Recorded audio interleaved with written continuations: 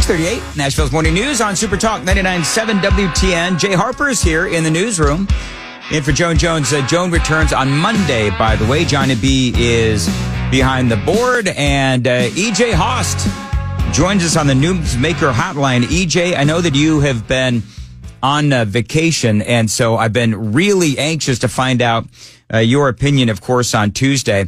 There's so much to talk about, EJ, but first of all, one of the things that I've noticed is that there's a lot of finger pointing going around within the Democrat Party as to who is to blame for the victory of Donald Trump. On the one hand, you've got people going after George Clooney because he wrote that op-ed demanding that Joe Biden step down. You've got other people blaming Nancy Pelosi. You've got people, but nobody seems to be, EJ, blaming Kamala Harris. It seems to me like Kamala Harris is the one that did not invoke and work with the cabinet for the 25th Amendment that would have forced Joe Biden to step down. A lot of people saying that Harris didn't have enough time to sell herself.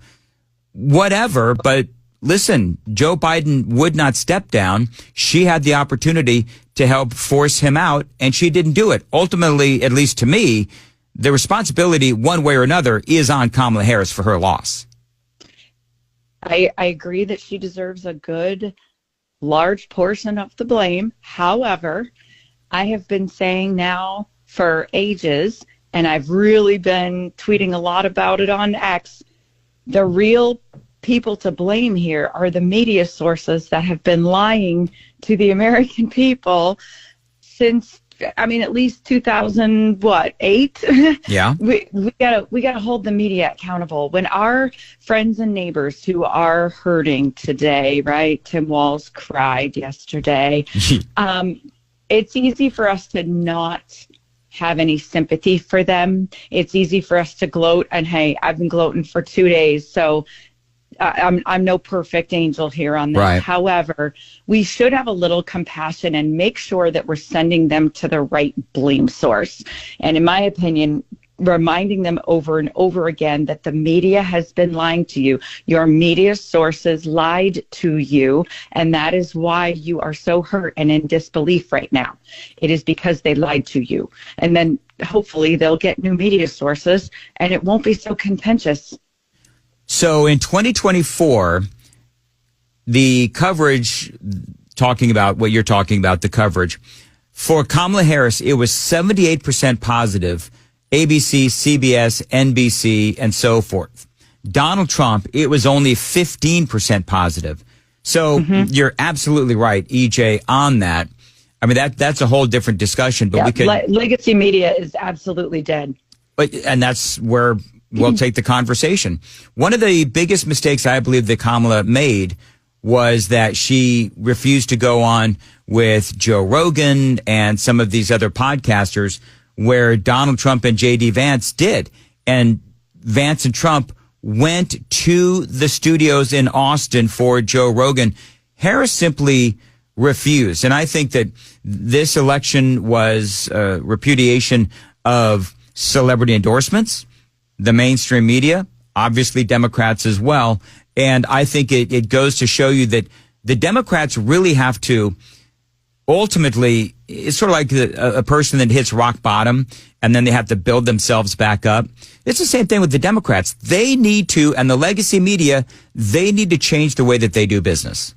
100%. Or they'll just go out of business, right? I mean, the thing is, it wasn't just that she didn't go to Joe Rogan. It's that she didn't do any of the media that would have kind of reached those voters that she needed to win over, right? Even the things that she did do, she just went to very friendly places where their audiences were going to vote for her anyway. So she wasn't moving the needle at all, right? Her endorsements didn't move the needle.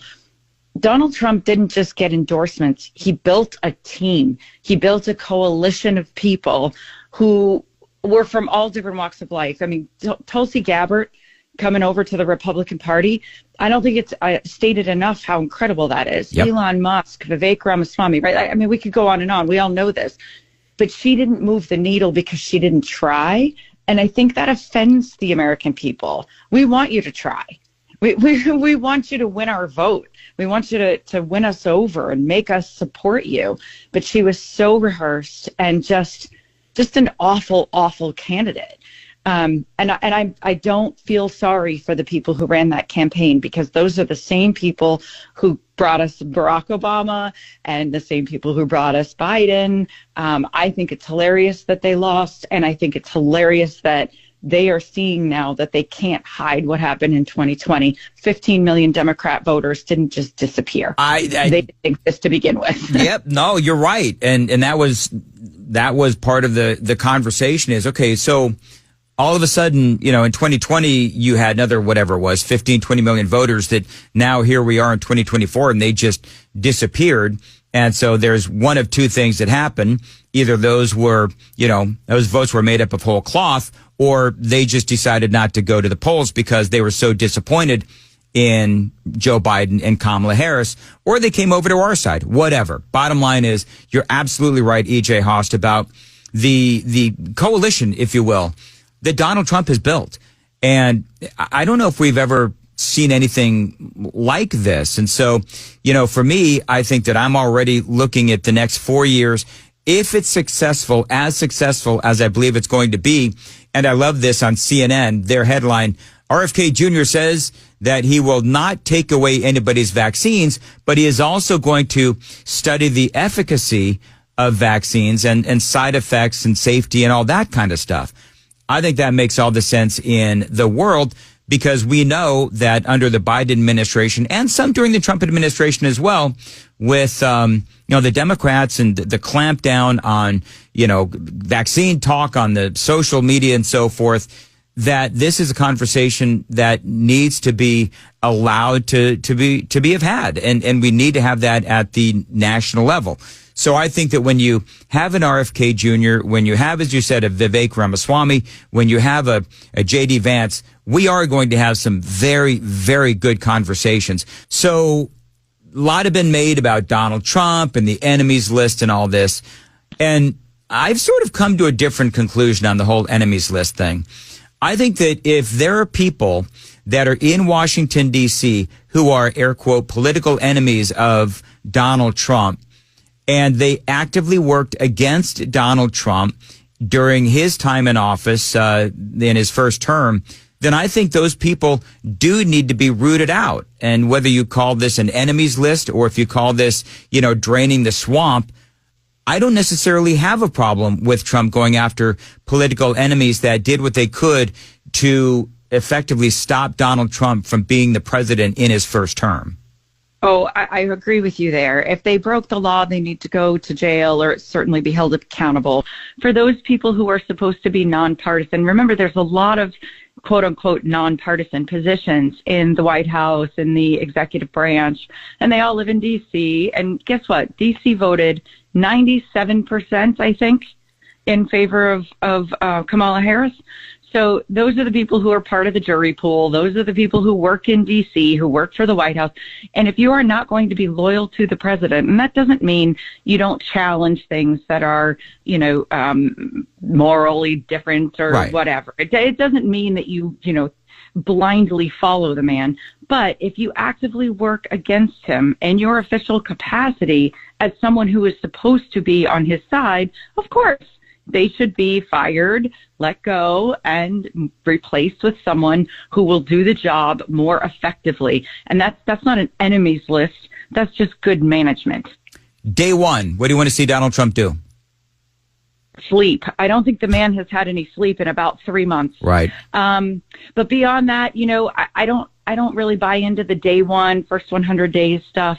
He's got a big job to do. I was very happy to see that he was putting together the transition team well before the Office of Management and Budget was going to pay for it, right? Yep. So he was able to fund it himself, which has not really ever been done before, to my knowledge. Correct me if I'm wrong, somebody on X.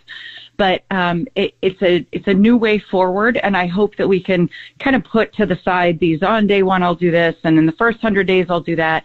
Let's just get things done in the most efficient manner in a way that's going to benefit the American people. And we've got a few years to do it. We've got the House, we've got the Senate, we have an overwhelming majority, popular vote, all of it. It's a mandate for him to go ahead and deploy all of his policies, if you will. Well, and the thing that I love, EJ, is that the first time around, he didn't really know anybody in D.C. Now he knows everybody.